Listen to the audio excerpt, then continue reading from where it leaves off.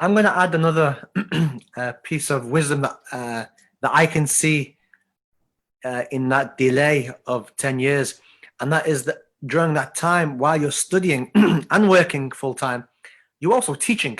Yeah. And many, many people you taught, many brothers in Liverpool, many of them haven't, some of them left Liverpool, gone different places, but they owe, mashallah, the fact that they can pray correctly, they can do wudu correctly, they can speak Arabic and so on and so, they do owe that to you. So in that time when a lot of people had gone away to study to come back and benefit the community, in that time, I would say you were either intentionally or unintentionally, there was a preparation for people. So when these people came back, then there's people here ready who can then take on. And also, I would also like to put some light towards that.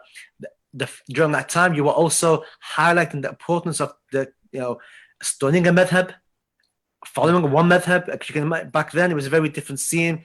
The idea, you had like the very modernist type of understanding. We don't follow madhab. You had a very ultra orthodox, rigid type of point of Quran or Sunnah, if you want to call it that. And you had various different things, and the competition was strong, but the traditional voice was starting to come out and become a bit more loud and take its rightful place. And I think you did play a huge role, definitely within the students at university at the time, which I was a student there as well at the time, and also the fact that within the community there were people.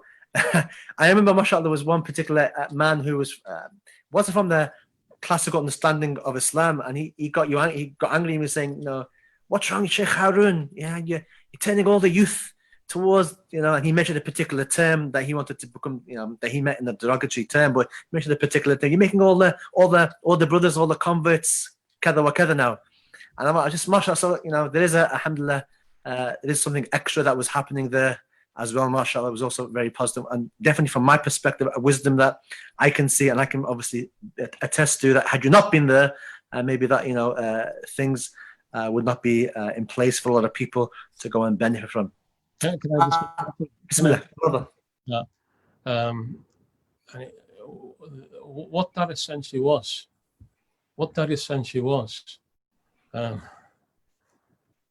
that's the traditional methodology. As you're learning, and you're an advanced student, you're feeding down what you're learning towards the beginners or towards those who have not learned anything. That's a standard practice across the level and the students of learning across the Muslim world. There seems that there's an erroneous concept that's crept into the minds of some, that we cannot share anything, we cannot teach anything unless we have ijaz, unless we have a certificate, shahada, and so on. If your teacher's not telling you this, when you've learned something, go and share what you've learned. That's part of your learning itself. And back then when I was studying, but at the same time was in a sense like teaching and studying at the same time. I never saw that as teaching. I never really saw that as teaching. I always saw that I'm learning from the Shaykh, and I'm giving to others what I'm learning, and by that I'm learning what I'm learning from the Shaykh.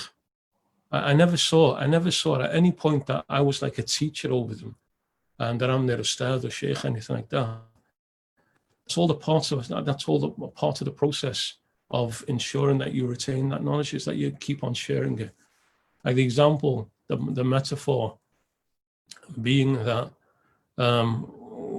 knowledge is like water. If it stagnates and if it stops at you, it begins to become stagnant and putrid and has a foul smell. Whereas if it flows, it keeps on flowing, then it remains fresh. So all of those who are perhaps at the beginning of their learning, you have to share what you have, but not necessarily seeing it as I'm a teacher, or I'm doing a course, or like sat in front of like 100 or 1,000 people. That's not what it is. They're just, I'm sharing what I've got, so I understand what I've got. So I'm learning in the process of sharing.